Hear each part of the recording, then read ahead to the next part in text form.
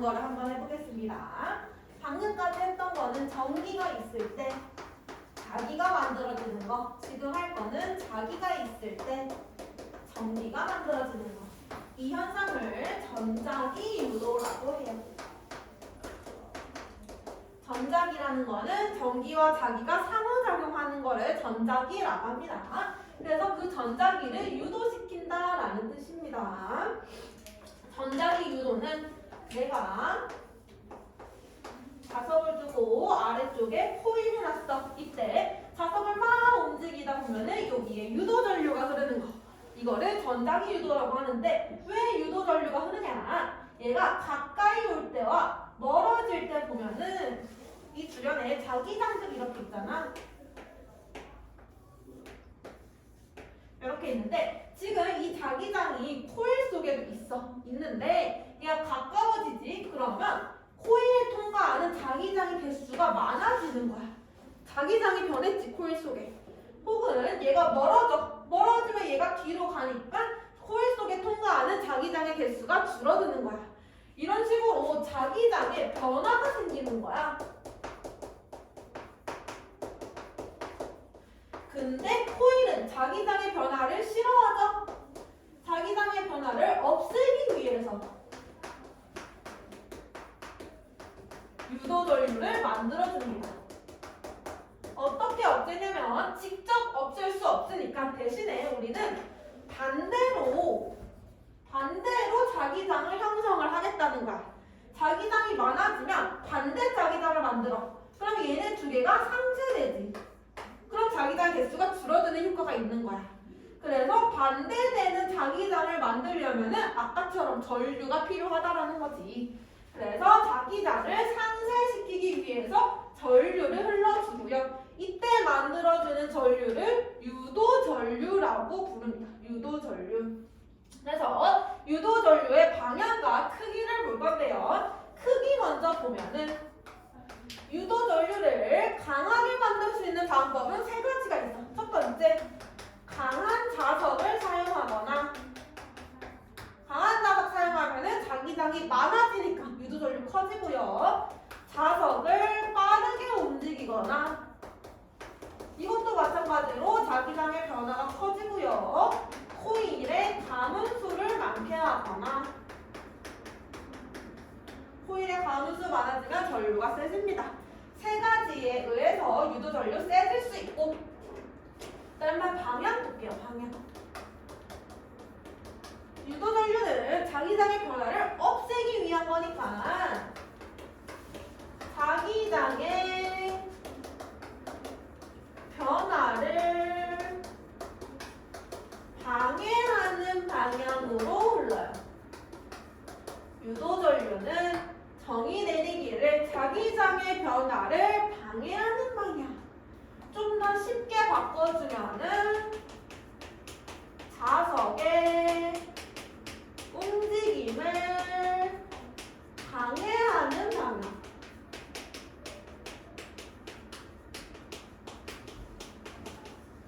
그래서 자석의 움직임을 반대로 바꿔주시면 됩니다. 다 중3 때 했던 거야.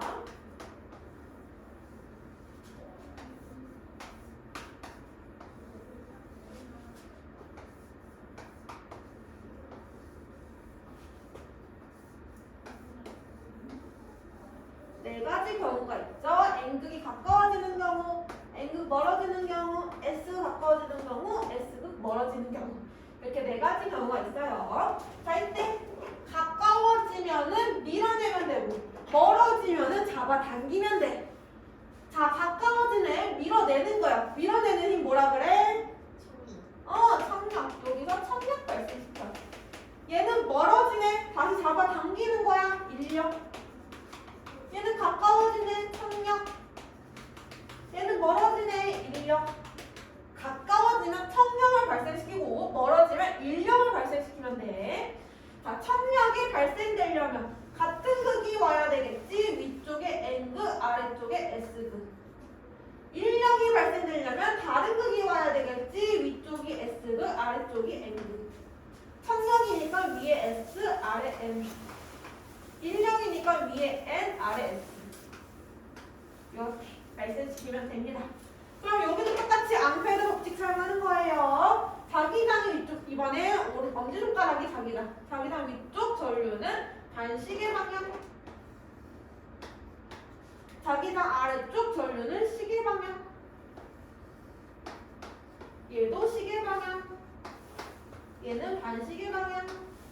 이렇게 하면은 전류의 방향도 찾을 수 있어요. 그래서 자석의 극이 바뀌거나 아니면 자석의 움직임이 바뀌면은 전류의 방향이 반대로 바뀝니다. 근데 자석의 극도 바뀌고 자기장의 방향도 바뀌면 다시 원래대로 돌아오죠. 얘도 똑같아요. 이때 자석의 움직이니까 자기장의 변화가 생기는 거지. 자석을 코일 안에 넣고 가만히 있으면 자기장이 있다고 전류가 흐르는 게 아니고 자기장의 변화가 있어야 전류가 흐르는 거야. 이 안에 가만히 두면은 자기장의 변화가 없잖아. 전류가 안 흘러요. 알겠지? 움직일 때만 무조건 전류가 흐르게 되는 겁니다. 그래서 이렇게 전자기 유도를 이용한 장치가 두 개가 있어. 첫 번째는 발전기.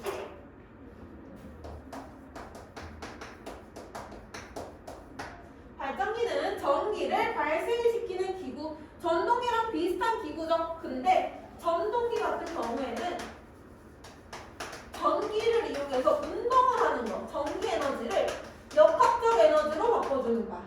근데 발전기는 반대야. 운동을 시켜서 그걸로 전기를 만들어내는 기구야. 역학적 에너지를 전기 에너지로 바꿔주는 거. 두 개가 에너지 전환이 반대예요. 근데 생긴 건 비슷해. 아까 전동기 그림이랑 비슷하지? 근데 여기는 전류를 안 흘러줘. 전류를 우리가 만들어내야 돼. 여기에 터빈이 연결되어 있어. 그리고 풍력발전소라고 하면은 날개가 연결되어 있겠죠. 풍력발전소 생각하면은 풍력, 바람이 불어. 그럼 날개가 회전하지? 그럼 전기가 만들어지지. 이거야. 날개가 회전해? 그럼 터빈이 회전을 해? 그럼 발전기, 코일이 회전을 하겠지? 코일이 회전하는 게 자석을 가만히 두고 내가 코일을 회전시키면 코일 안에서 자기장의 변화가 생기는 거야.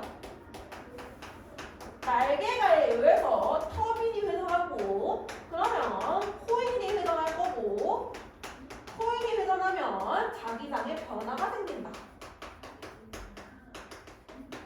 아까 자석을 넣었다 뺐다 했던 거랑 코일이 회전하는 거랑 비슷하다는 얘기야.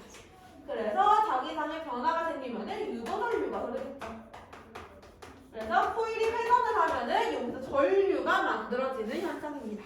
이것도 전자기 유도를 이용한 거고요. 또 하나, 우리 저번 시간에 전력 얘기를 했었어. 전력 얘기. 전력 얘기 하면서 발전소에서 송전 전력을 만들어내고 그거를 집으로 보낼 때 전력이 손실된다. 이런 얘기를 했었죠. 그때 여기가 발전소야. 여기가 집이야. 그러면 발전소에서 만든 걸 바로 집으로 다이렉트로 보내는 게 아니야. 중간에 주상 변압기라는 게 있어요. 주상 변압기. 변압기. 압력을 변화시킨다는 얘기야. 근데 주상, 집으로 보내는 압력을 변화시킨다는 얘기야. 주상 변압기는. 자, 우리 발전소에서 만든 거를 손실 전력 줄이려면 무슨 방법을 썼었지? 전압을. 그렇지. 전압을 높여서 전류를 줄이면 손실 전력 줄어든다 라는 방법을 썼어. 그래서 발전소에서 전압을 높이는 거야. 그럼 여기서 손실 전력이 줄어들어. 근데 그 상태로 집으로 가면은 너무 높은 전압으로 집에 가게 돼. 그럼 집에서 위험해져. 전압이 너무 높아서. 그래서 다시 전압을 낮춰줘야 돼. 물론 전압이 낮춰지면은 효율은 떨어질 거야. 손실이 많이 되니까. 근데 효율이 좀 떨어지더라도 우리는 안전이 최우선이잖아. 그래서 전압을 다시 낮춰주는 중간에 전압을 바꿔주는 애가 필요해. 그거를 변압기라고 하는 거야. 전압을 변화시켜준다라는 뜻이야. 그래서 변압기가 어떻게 생겼냐면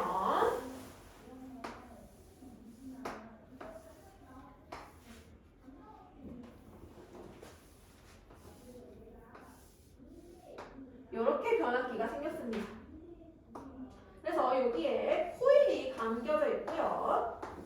여기에도 코일이 감겨져 있고요. 얘가 여기서 전압이 들어오면은 이때는 전압이 높은 상태로 들어가. 근데 주성 변압기를 거치면 전압이 낮은 상태로 나가야 돼. 그러면 얘가 전압을 바꿔주는 역할을 하는 거야. 어떻게 바꿔주냐면 여기서 전압이 걸려오는데 여기에 전원장치가 하나 연결되어 있어. 이렇게. 이 전원장치는 교류 전원장치.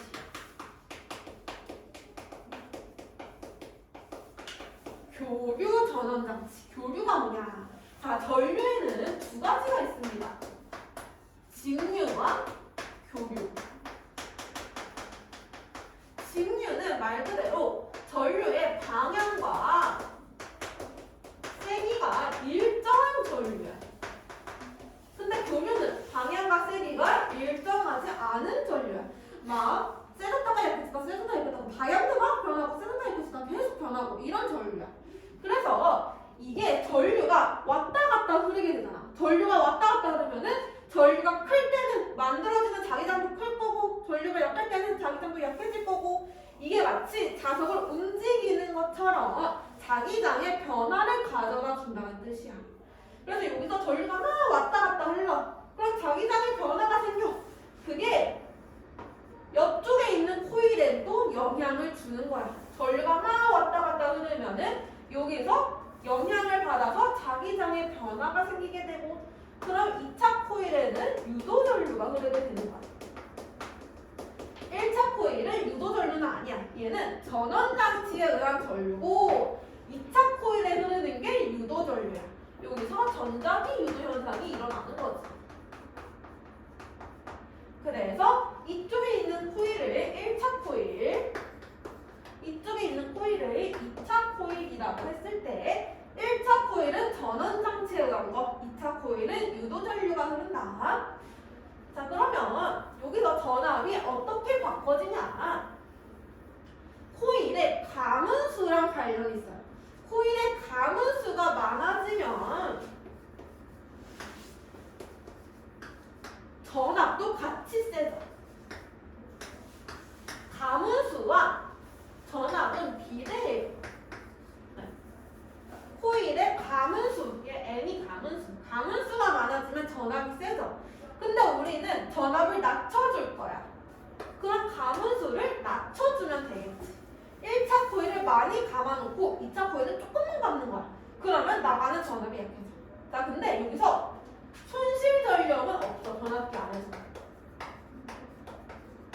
손실 전력이 없다라고 가정을 하거든. 물론 조금은 있겠지. 근데 없다라고 가정을 해. 그러면 여기서 전력이나 여기서 전력이 똑같아야 되잖아.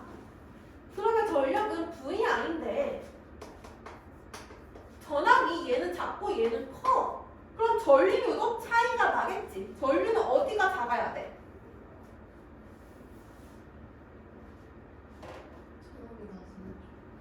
전압이 낮아. 여기는 전압이 크고 여기는 전압이 낮지. 근데 전력이 똑같아야 돼. 그러면 여기가 낮고 여기가 크겠지. 그럼 곱한 값이 똑같아지겠지. 그치? 그래서 전압이랑 전류가 반비례 관계예요. 반비례 관계.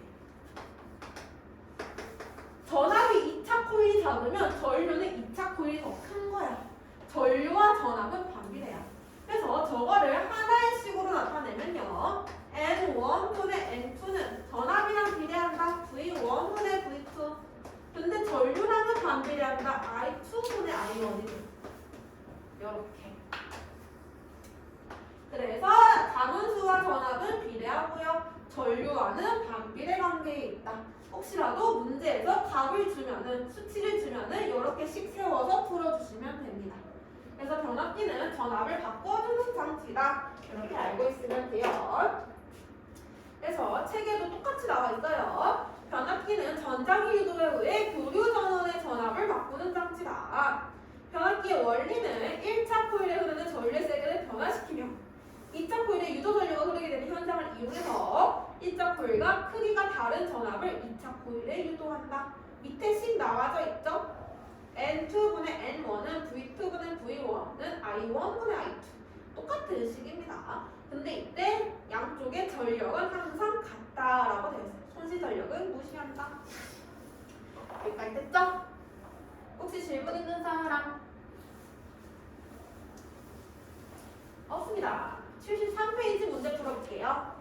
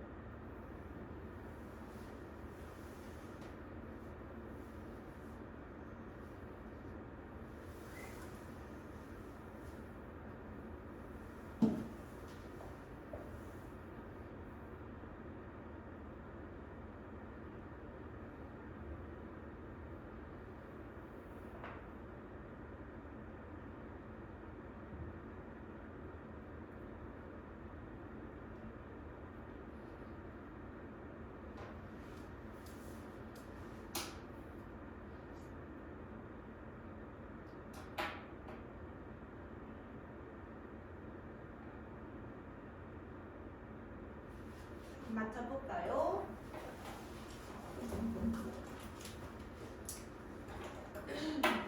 10번에 3번, 11번에 5번, 12번에 A, 13번에 3번, 14번에 3번, 15번에 4번, 16번에 3번, 17번에 1번 1000V, 2번 1000W,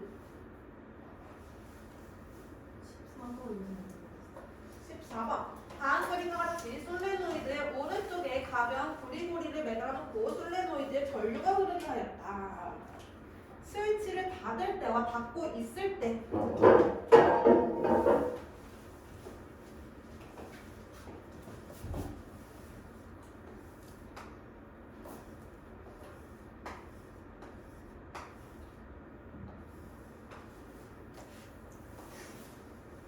이렇게 되어있네요. 그럼 얘는 가까이 오는 거 말고 이번에는 스위치를 닫고 열고로 그거를 주는 거야, 변화를. 얘가 지금 스위치를 열고 있을 때는 자기장이 없잖아. 자기장이 안 생기잖아. 전류 안 흐르니까. 이게 지금 자기장이 없는 상태야. 근데 내가 스위치를 닫았어. 그럼 자기장이 생기겠지. 전류 흐르니까. 자기장에 변화가 있는 거야. 이게 마치 코일이 가까이 오는 거, 자석이 가까이 오는 거랑 똑같은 효과를 나타내요. 자석이 가까이 올 때 얘를 밀어낸다고 했지. 얘도 마찬가지야. 얘가 생겼어? 그럼 얘를 밀어내는 거야. 얘가 생겼으니까 없애버리는 거야. 밀어내기 위해서는 얘를 여기가 N극이라면 여기도 밀어내는 방향. 청력이 중간에 발생을 하는 거예요. 청력 발생했으니까 금속고리가 오른쪽으로 향하게 되겠죠. 얘는 움직일 수 없으니까. 그래서 청력이 발생하면서 얘는 오른쪽으로 움직이게 되는 거고요. 닫고 있을 때, 닫을 때와 닫고 있을 때는 달라. 닫을 때는 얘가 자기장이 없다가 생겨난 건데 닫고 있을 때는 계속 자기장이 있는 거야. 유도전류는 안 흘러요. 그렇기 때문에 나는 없다라고 해야 돼요. 나는 힘을 받지 않는다. 전류가 안 흐른다. 라고 생각하면 됩니다.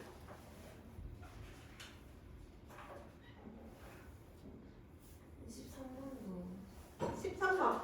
오른쪽 그림과 같이 코일 속으로 자석에 S극이 들어가고 있다. 코일 윗부분에 생기는 자구의 종류와 검유기를 통하여 흐르는 전류의 방향. S극이 들어가고 있다. 그러면 여기 청력 발생해야 되죠? 그러면 여기 S, 여기 N. 이렇게. 그러면 이렇게 형성이 돼야 되니까 반시계 방향으로 형성이 돼야 되니까 여기로 들어가고 여기로 나오게 되네.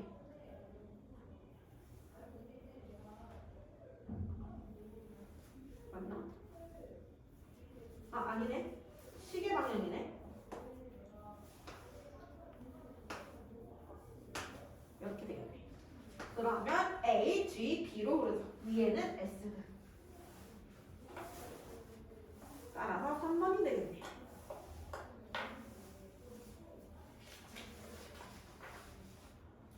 있어요? 또 질문 없어요? 자, 남은 시간 동안 뭐 할 거냐면 통합과학을 해볼 거예요. 통합과학. 통합과학은 고1 과학이에요. 고1 과학. 통합과학에 우리가 배운 내용이 똑같이 나오거든요. 그래서 통합과학에 나오는 문제를 한번 풀어볼 겁니다.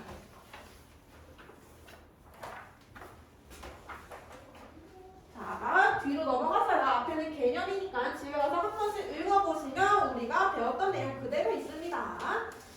뒤로 넘어가